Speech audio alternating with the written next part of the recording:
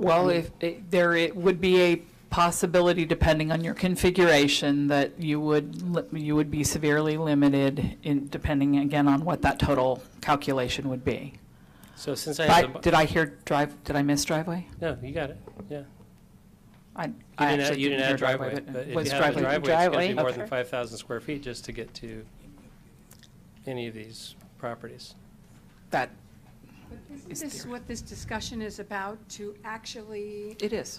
review? I'm saying we're not moving forward. I'm just saying, isn't that what this is about, to review which direction we're looking at?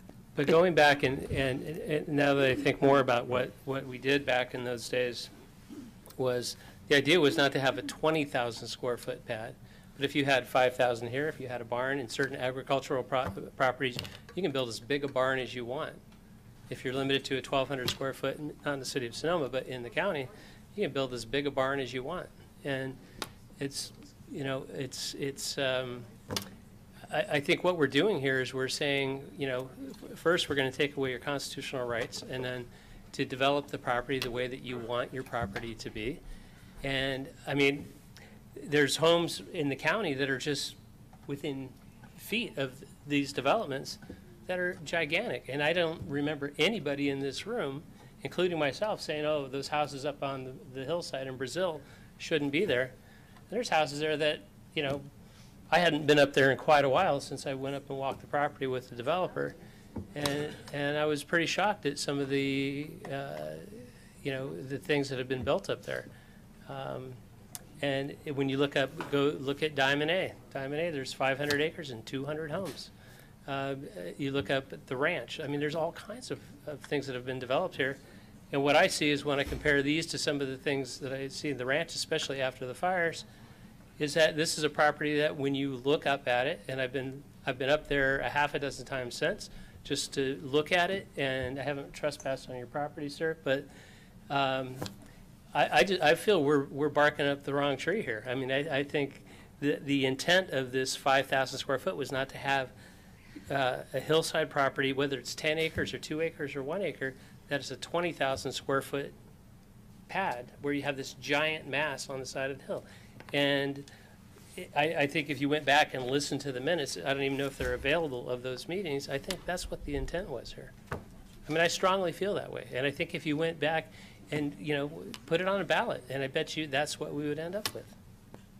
But that's just not the testimony of the people who took the vote. That's controverts their testimony. I mean, they were here and they wrote us a letter and they told us that that was the meaning, and it's not what you just said. So the legislative intent and history, which is part of a decision-making process, was revealed to you, and it is not what you're saying. And the United States Constitution, I mean, you know, I'll say this, having, you know, being an attorney, I've read the Constitution many times, and there's no provision in the Constitution that says you have unfettered rights to real estate development not subject to zoning. That's just not in the Constitution. I didn't say that.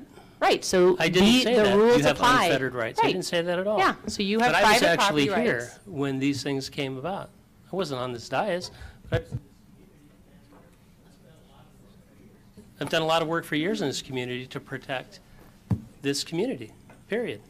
But that doesn't mean that what you just said is true, because it's not. The Constitution doesn't say that you don't have to follow zoning rules, which this is one of, number one. And number two, the people who wrote this law provided you direct verbal testimony and written testimony about the meaning of this law, and it is not what you just said. So what you're saying is that's what you wish it said, but based on the people who actually were there, that's not what it meant. So it didn't say guideline. What is a guideline? What are the reasons you're allowed to deviate from a guideline? Well, let me ask you this. When you drive down Highway 37, the speed limit is 65. Does everybody go 65? That's a guideline. It's not a guideline. It's illegal to go over 65. The guideline, if you're applying a layman's term to the development code by saying a guideline is like, well, maybe we'll do it, maybe we won't. It's a guideline like, oh, it's nice if your house is yellow. It's not that kind of a guideline.